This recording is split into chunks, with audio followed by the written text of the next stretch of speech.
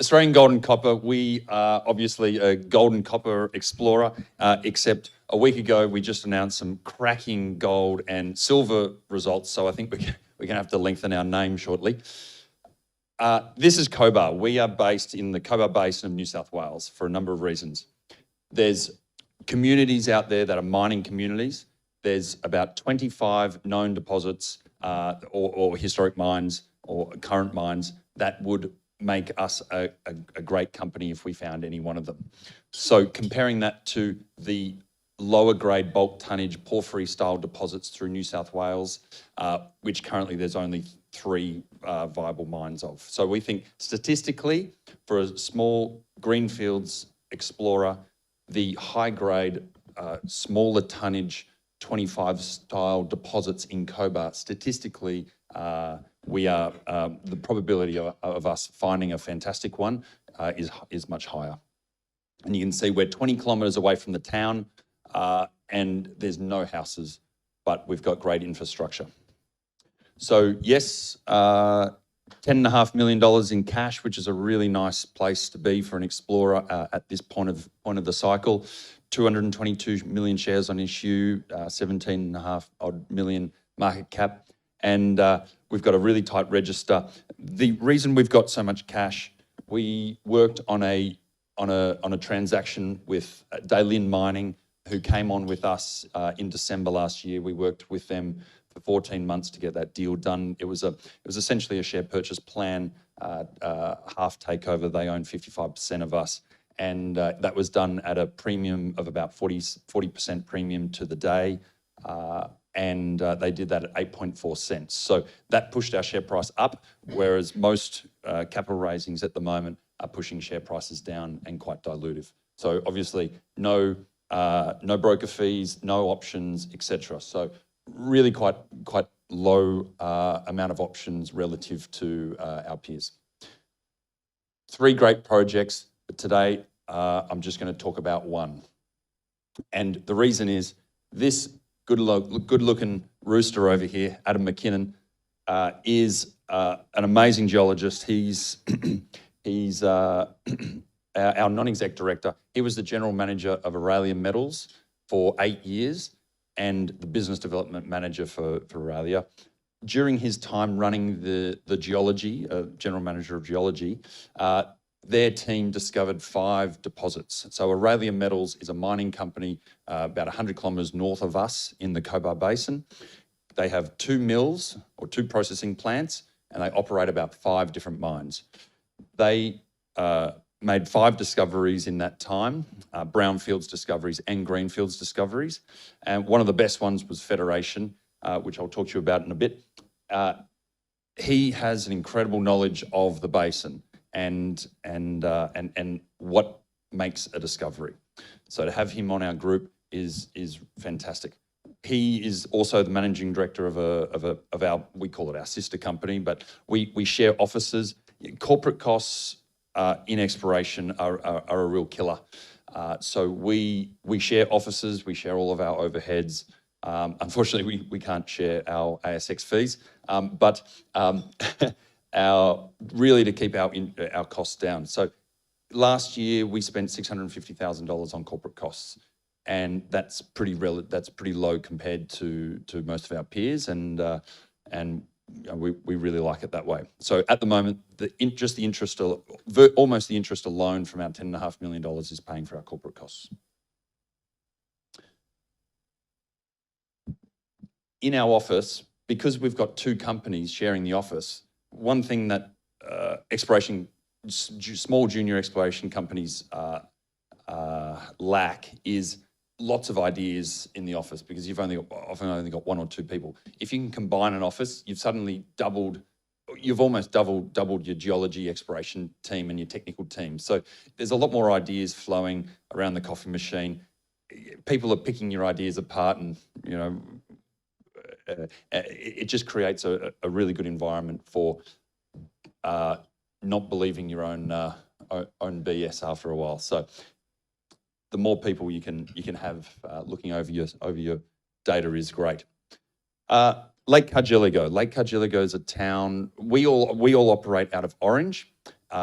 That's where our base is. There's no reason for us to have an expensive office here in Sydney.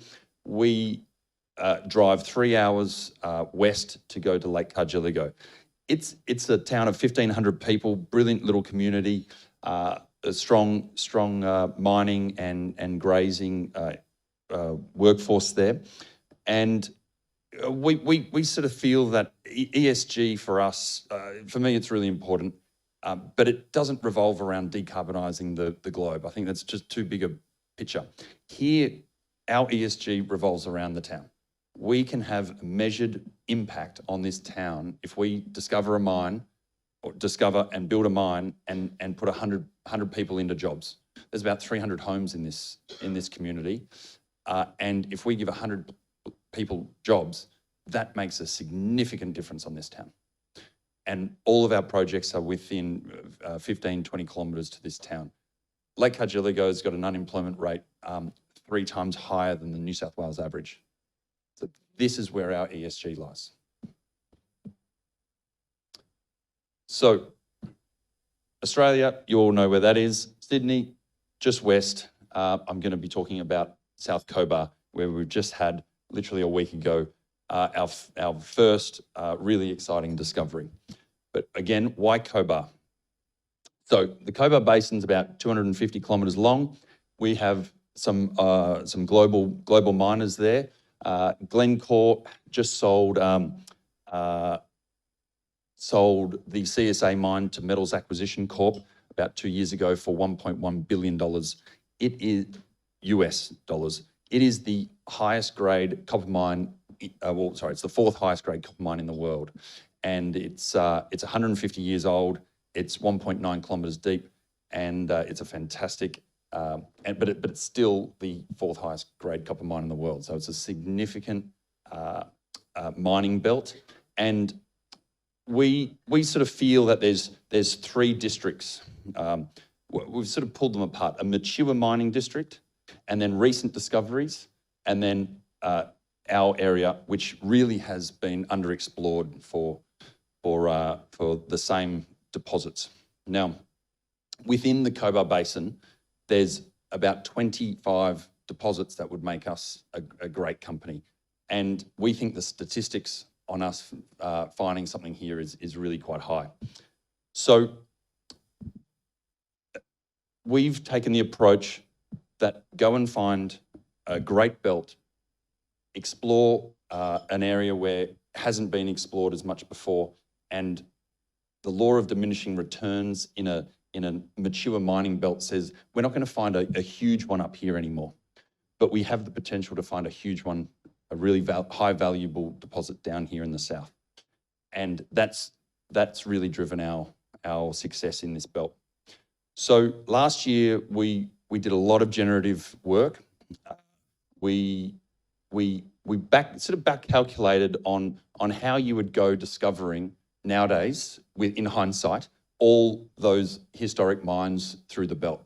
And it was surface geochemistry, so soil sampling, and IP geophysics. And that's what these big red blobs are up here. So these are tried and tested, old techniques that are really well known. It's nothing fancy. It's nothing high tech. We're not using AI. Sorry if you really like AI. We're just doing the stuff that works, and we're proving that it does work. So we've just drilled Hilltop and had a new discovery there. We've just drilled Achilles, and our first drill hole here hit a fantastic intersection. And you think, why can't we just hit it on the first drill hole every time? Life would be so much easier. Unfortunately, it just doesn't work like that. But so these are our tenements down here, and that over there is a map, a blown up map of that section down there. So I'm going to be talking to you now about this area here at Achilles. We love this spot. We just announced it a week ago, so I've sort of still got the excitement oozing out of me.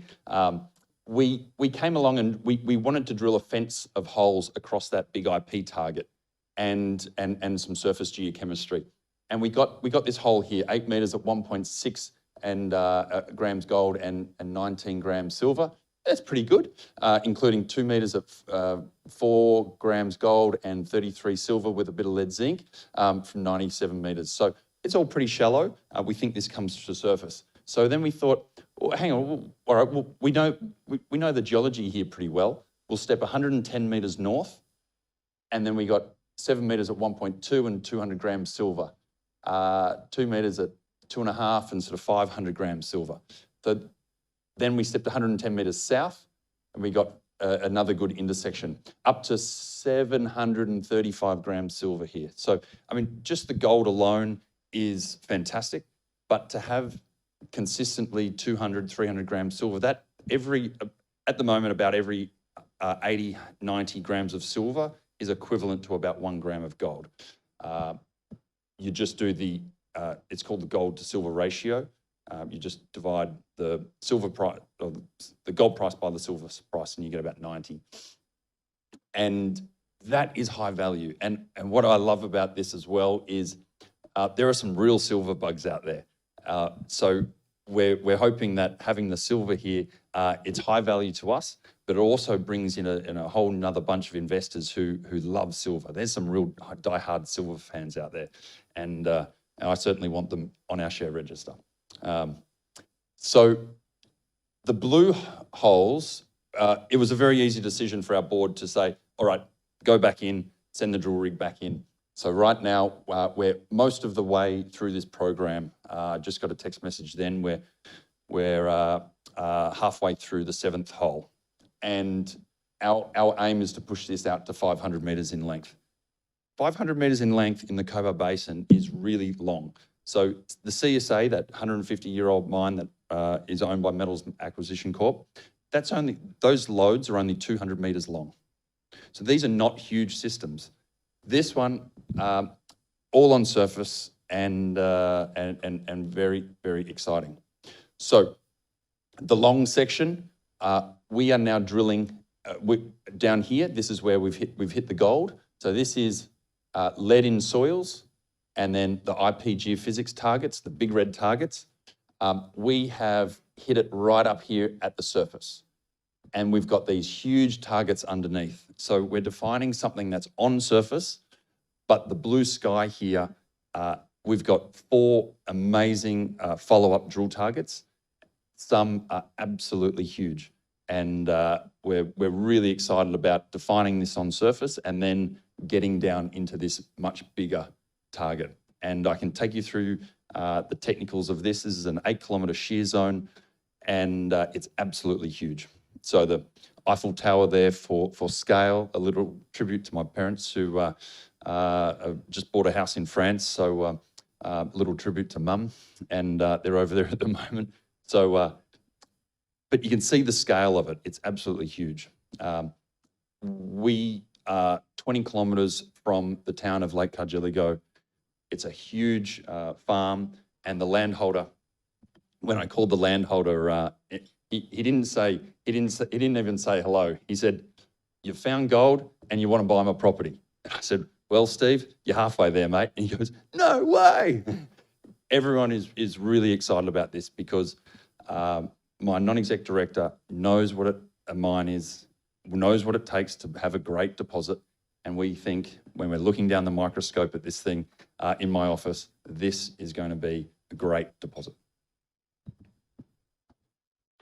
Thank you.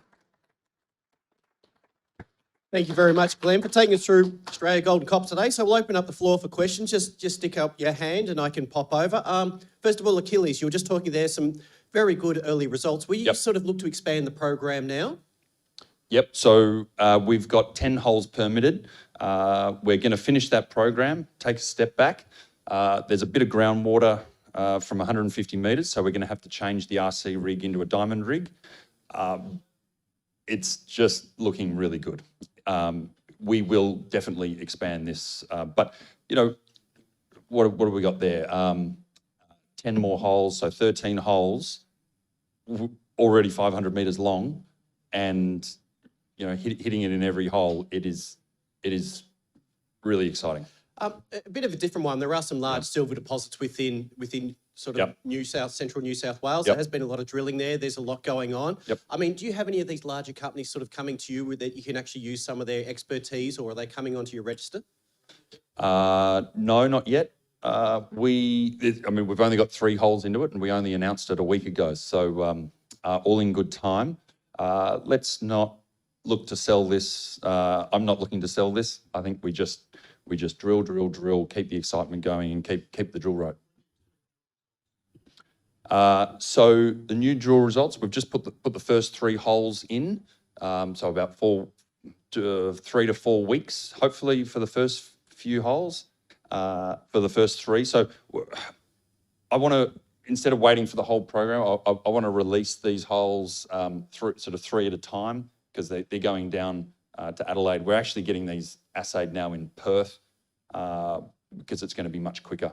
So we're sending batches of 3 holes at a time across to Perth. So I think we'll be able to announce this 3 holes, and then 4 holes, something like that. Yep. I invite all of you to come out and see it. It's the sulfides coming out of the drill rig are amazing. Okay, so you do have quite a lot of ground there as well. So will you look at other partners to advance some of this drilling, or help, co-fund as well? No, we've got our Glen mining there, who are they've just been incredible. So they put money into this in December, and I wish investing was that easy always. Put it in December, and by April you've got a maiden discovery, greenfields discovery. So it doesn't happen all the time that quickly, but we think they have a fair bit of money behind them, and they're really backing this. So I spend a lot of time with Glen. They've come over about 4 times. They came over for 2 weeks in January, February, and they're coming over for 2 weeks next week. So they're really involved. That they were able to put 3 on the board, so equal us and them, but they chose to only put 1. So they're very supportive. Okay, Glen, so you've got plenty of cash, you've got drill results coming up, Achilles is a main focus. Just a final result, room full of investors. Why should someone consider buying Australian copper and gold? Yeah, sure. So our enterprise value is still only 7 mil, and we don't need to raise, and we're going to be announcing lots of drill hits over the next 1 month to 6 months. That is quick, near-term news flow.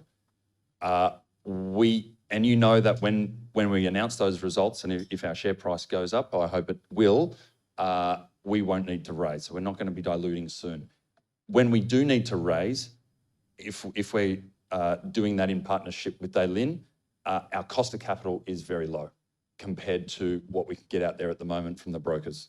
So that also limits dilution in the future. Glen, thank you very much for taking us through Australia Copper and Gold. So a round of applause for the story. Thank you very much, Glen.